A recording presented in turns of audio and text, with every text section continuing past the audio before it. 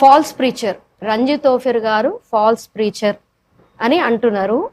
మరి అసలు ఏంటి కొంచెం వివరించండి. అయితే రంజిత్ ఓఫిర్ గారు యేసు ప్రభు యొక్క బోధనలకు విరోధంగా ఆయన బ్రతుకుతూ ఆయన ప్రవక్తనని చెప్పుకోవడం ఏంది అని వారు లేవనెత్తినటువంటి నేపథ్యం ఏమిటంటే మనం గమనిస్తే అందులో ఈ టాపిక్ సాయి కృష్ణ గారు అయితే అవునండి, కరెక్ట్. ఇక్కడ నేను మెన్షన్ కూడా చేసుకున్నాను. సాయి అనే ఒక బ్రదర్ ఆర్టీఎఫ్ ప్లాట్ఫామ్ లో ఉంటారు. రంజిత్ ఓఫిర్ గారు యేసుక్రీస్తు బోధనలు ఆచరణీయమైనవి కావు అని బోధిస్తున్నారు. అదే అక్కడికి వస్తున్నాను నేను. అది గురించి చెప్పండి. అయితే ఆయన చెప్పినటువంటి కోణం ఏమిటంటే సాయి కృష్ణ ఫ్రమ్ యుఎస్ఏ అక్కడ నుంచి మాట్లాడిండు. సరే, ఓకే. ఆయన ఆ కాంటెస్ట్ ఏంటని మనం గమనిస్తే రంజిత్ ఓఫిర్ గారు గతంలో ఏదో ఒక అంశము మాట్లాడుతూ వచ్చాడు. అదేంటంటే పరలోకం లైంగికత అంశం గురించి మాట్లాడినటువంటి నేపథ్యాన్ని తీసుకొని మరి యేసుప్రభుల వారి బోధనలేమో ఒక స్త్రీని మొహపు చూపుతో చూస్తే నువ్వు హృదయంలో పాపం చేసిన వానితో సమానం అని యేసుప్రభు చెప్పడమేమో ఈ బోధ ఎక్కడ? మరి పరలోకంలో కూడా అది ఉంటుందని చెప్పడం రంజిత్ ఓఫిర్ గారి బోధ ఎక్కడ? బయట అపోజిట్ కనిపిస్తున్నది కదా. కాబట్టి యేసుప్రభు వారి బోధనని ఆచరణలో ఈయన పాటించడు, కేవలము చెప్పడానికి మాత్రమే ఈయన మాట్లాడతాడని వారు ఆ నేపథ్యం చెప్పారు. సో ఇక్కడ నేను సాయి కృష్ణ గారి కొన్ని ప్రశ్నలు ప్రేమతోనే అడుగుతున్నాను. ఏంటంటే యేసుప్రభుల వారు ఆ మత్తయి సువార్త 5వ అధ్యాయంలో చెప్పినటువంటి ఆ యొక్క బోధ ఏదైతే ఉందో, ఒక స్త్రీని మొహపు చూపుతో చూసి ప్రతివాడు అప్పుడే తన హృదయంలో వ్యభిచారం చేసిన వానితో లెక్క అని ఆయన చెప్పాడు. మరి ఇప్పుడు సాయి కృష్ణ గారు ఎప్పుడు ఎవరిని ఎక్కడ మోహపు చూపులు చూడలేదా? మొదటి విషయం. అసలు మోహపు చూపులు అసలే రాకపోతే ఏదో ప్రాబ్లం ఉన్నట్టే లెక్క. రెండవ విషయం, ఒకవేళ మోహపు చూపులు మనం రోజుకు 100 మందిని మనం చూస్తే వారికి ఏడ్స్ వస్తుందా ఏంటండి? మరి ఎందుకంటే చేసిన వాళ్ళతో సమానం కదా. మరి అక్కడ నాట్ ఓన్లీ అది ఒకటే విషయం చెప్పలేడు యేసుప్రభుల వారు. అరే బాబుని ఇక్కడ 1 కిలోమీటర్ దూరం అంటే 2 కిలోమీటర్ దూరం పోమని చెప్పాడు. ఇప్పుడు నేను ఆయనకి ఇండియాకి రమ్మంట, ఆయన పాకిస్తాన్ దాకా పోయి రావాలి. పై వస్త్రం అడిగితే వానికి మొత్తము బట్టలు ఇప్పిమన్నాడు. నీకు అప్పటి వానికి నువ్వు ముఖం దింపుకోవద్దు అన్నాడు. యేసుప్రభు చేసిన బోధ ఎంత ఉన్నది అక్కడ, అవన్నీ ఆయన పాటిస్తాడా? అది ఆచరణ సాధ్యమా ప్రాక్టికల్గా? దాని వెనకాల ఉన్న మర్మాన్ని చరిత్రలో రంజిత్ ఓఫిర్ గారు తప్ప ఇప్పటిదాకా ఎవరు చెప్పలే. ఆ కొండ మీద ప్రసంగంలో ఉన్న డెప్త్ అంతా కూడా ఓఫిర్ గారు తన యొక్క ప్రసంగాలు తన యొక్క గ్రంథాలు వివరించినారు. ఇప్పుడు పరలోకం లైంగికత అంశాన్ని విమర్శిస్తూ అంటే అదే అంశాన్ని తీస్తారు. నేను అంటే ఏంటంటే సిస్టర్ గారు, ఇప్పుడు ఏదైనా తోటలో ఆదామవ్వల్ని దేవుడు నిర్మించి ఏదైనా తోటలో పెట్టినప్పుడు వారు పండు తినకన్నా ముందు లైంగిక చర్య చేశారా చేయలేదా? Direct question. మీరు ఫలించి అభివృద్ధి పొందున్నారనే మాట అంతకుముందే ఉన్నది కదా. మీరు ఫలించి అభివృద్ధి పొందునని దేవుడు చెప్పిన తర్వాత వాళ్ళు ఫలించడానికి ప్రయత్నం చేయకపోతే అదే మొదటి తప్పు అవుతుంది, అదే మొదటి పాపం అవుతుంది. పండు తినడం మొదటి పాపం కాదు. మరి వాళ్ళు పండు తినకన్నా ముందు ఆ యొక్క చర్య ఉన్నప్పుడు తప్పు కానప్పుడు, భూమిని నిండించి అన్నాడు, అది అప్పుడు తప్పు కానప్పుడు తర్వాత ఎందుకు తప్పు అయింది? నా పాయింట్ ఏంటంటే అంతకుముందు తప్పు, పండు తినకముందు తప్పు కానప్పుడు పండు తిన్న తర్వాత ఎందుకు తప్పు అయింది? ఇప్పుడు దాన్ని అంత అది తప్పు తప్పు తప్పు అంటే వీళ్ళ అమ్మ నాన్న తప్పు అనుకుంటే అసలు ఇప్పుడు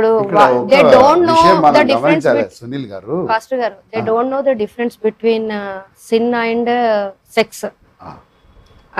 అదే కదా ఇప్పుడు వాళ్ళు చెప్పేది. వివాహము అనే పవిత్రమైన బంధములో చేసేది ఏది తప్పు కాదు.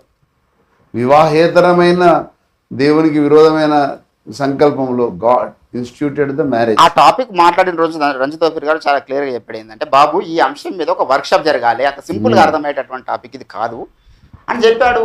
ఇక్కడ ఒక పాయింట్ గమనించారా సునీల్ గారు, వీళ్ళకు ఎక్కువసేపు ఇంట్రెస్ట్ పరలోకంలోని లైంగికత మీద ఇంట్రెస్ట్ ఉంది. దీన్ని బట్టి ఏం అర్థమవుతుంది మనకు?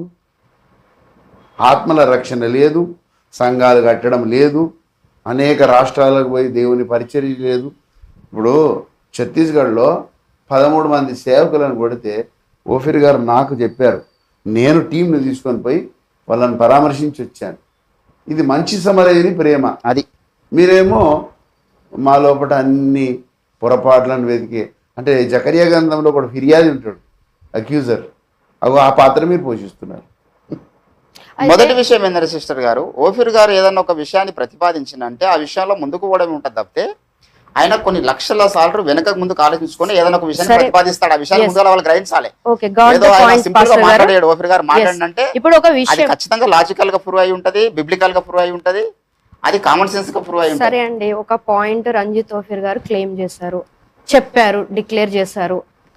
కొన్ని ఇప్పుడు ఎన్నో విషయాలు అర్థం కావు. ఈవెన్ ఇప్పుడు భూకేంద్రక సిద్ధాంతము, ఇవి భూమి సూర్యుని చుట్టూ తిరుగుతుంది అనే విషయం కూడా చెప్తుంటే, లేదు సూర్యుడు భూమి చుట్టూ తిరుగుతాడు రోమన్ కేథలిక్ వాళ్ళు అని అన్నారు. ఆ విషయం చాలా ఇయర్స్ క్రితం ఎవరు అడిగారంటే, ఈ హిందూ ధర్మ జాగరణ సమితి వారు కాకినాడ నుండి అయ్యగారికి వేసిన ప్రశ్నలలో ఇందులో ఉంటది. అంటే మీ మతం ఇట్లా చేస్తుంది, మీ మతం అట్లా చేస్తుందని అయ్యగారిని అడిగినప్పుడు అయ్యగారు చెప్పారు, అలా చేయడము అది వాళ్ళ తప్పండి, కానీ మతం బైబిల్ ఇలా చెప్తుంది, బైబిల్ అయితే ఇలా చెప్పడం లేదు, అలా చేయడం ఆ వర్గం తప్పు. ఇప్పుడు ఒక ప్రత్యక్షత, ఒక విషయాన్ని అయ్యగారు చెప్పారు, రంజిత్ తోఫీర్ అయ్యగారు చెప్పారు అని అంటే, ఏ విషయాన్ని బట్టి మీరు చెప్పారండి అని సావధానంగా హంబుల్ గా అడిగితే అర్థమవుతుంది. ఇప్పుడు అర్థం కాని వాళ్ళు ఆనాడు కోపర్నికస్, గెలీలియోని వాళ్ళు ఇంప్రెజెంట్ చేశారు, చంపేశారు వాళ్ళు. అంటే ఇప్పుడు కూడా అదే జరుగుతుంది, దూషణ మాటలు మాట్లాడి. ఈవిడెవడో అవలగాడు తోఫీర్ గారు ఈజ్ ద బిగ్గెస్ట్ 420 అని కామెంట్ రాస్తున్నారు. వీనికి ఏమన్నా నాలెడ్జ్ ఉందా? ఇటువంటి బక్రాగాలను పట్టుకొని కామెంట్లు మనకు వ్యతిరేకంగా పెట్టించడం కాదు. వాడు ఒకవేళ తార్కికంగా వాదించగలిగితే ఆన్ స్క్రీన్ లో మనం ముందొచ్చి వాడు మనతో మాట్లాడాలి. Please comment proof. ఒక టెక్నికల్ పాయింట్ ఏంటంటే, రంజిత్ తోఫీర్ గారు చెప్పిన ప్రత్యక్షతలు ఖచ్చితంగా మీరు నమ్మమని ఎప్పుడు ఫోర్స్ చేయలే. ఇంకోటి, ఆ ప్రత్యక్షలు నమ్మితేనే మీరు పరలోకాలు వస్తారని కూడా ఎప్పుడు ఫోర్స్ చేయలే. పరలోక రాజ్యానికి అవసరమైన సత్యం చెప్పారు. ఇది అవుట్ ఆఫ్ క్యూరియాసిటీ. ఇప్పుడు నాలాంటి వాళ్ళు ఉన్నారు, నాలాంటి వాళ్ళు అడిగిన క్యూరియాసిటీకి కొన్ని వాళ్ళ శంకాన్ని నివృత్తి చేయడానికి, సందేహాన్ని తొలగించడానికి చెబుతారు. అట్లాగే చాలా మందిని దృష్టిలో పెట్టుకొని చెప్తారు. ఇంకా చాలా ప్రశ్నలు ఉన్నాయి మిమ్మల్ని అడిగేది. Yes, correct. అయితే మీరు ఇప్పుడు ఈ పాయింట్ తీసారు కాబట్టి నేను ఇది కంక్లూడ్ చేయాలి, అంటే ల్యాండ్ చేయాల్సి వస్తుంది సునీల్ గారు. ఇప్పుడు మనం ఒక విషయం అనేస్తాము, అనేసిన తర్వాత అది మళ్ళీ ఇంకా వేరే, ఇప్పుడు వింటున్న వాళ్ళ అది మైండ్ సెట్ కి కూడా మనం రీచ్ అవ్వాలి. ఇప్పుడు అయ్యగారు మోహపు చూపు పాపం కాదు ఇట్లా చెప్పారు, ఆచరణీయం కాదు అని అంటే ఆయన క్లియర్ గా ఒకటి ప్రతిపాదించారు. ఏంటంటే అందరూ కూడా ఇప్పుడు అయ్యగారు చెప్పిందే దీన్ని మేము రిపీట్ చేస్తున్నాము. ద్వేషం, ఒకడు హృదయంలో తన సహోదరుని గురించి ఇయర్స్ టుగెదర్ ద్వేషం పెట్టుకున్నాడు. ఎన్ని రోజులు ద్వేషం పెట్టుకున్నా అతను చనిపోవడం లేదు, కానీ దేవుడు అది తీవ్రంగా అలాగే లైఫ్ టైం అంతా ద్వేషించినప్పుడు ఇతన్ని నరహంతకుడు అని చెప్తున్నారు. అది చెప్పి ఇతను ఇక్కడ ద్వేషం పెట్టుకోవడము is not equal to that persons death అని చెప్పారు. చెప్పి ఇది ద్వేషం అనేది it leads to the murder, కాబట్టి మీరు ఆ ద్వేషంని అదేంటి బిగినింగ్ లోనే దాన్ని త్రుంచేసేయండి. ద్వేషాన్ని కూడా మీ హృదయంలో ఎంటర్టైన్ చేయకండి. ఎంత క్లియర్ గా చెప్పారండి. రెండు, అంటే మనం ఏదైనా వినడం ఏంటంటే అసలు ఎప్పుడు ఇది ప్రాబ్లం వస్తుందంటే, ఆల్రెడీ ఒక వ్యక్తి మీద ఫస్ట్ ద్వేషం ఉంటుంది, ద్వేషం ఉన్న తర్వాత మనం ఎట్లా పాయింట్అవుట్ చేయాలని వెతుకుతుంటాం. ఇప్పుడు అది ఎక్కడ జరిగిందంటే విశ్వ చరిత్రలోనే లూసిఫర్ది నాకు గుర్తొస్తుంది పాస్టర్ గారు. అయితే ఇంకొకటి ఈ మాట, ద్వేషము is not equal to murder, ఎందుకంటే ఆ ద్వేషం నీలో ఎవరి మీద వచ్చినా కూడా దాన్ని త్రుంచేసుకోవాలి. రెండవది మోహపు చూపు, వ్యభిచారం is not equal to adultery అని అయ్యగారు చెప్పారు.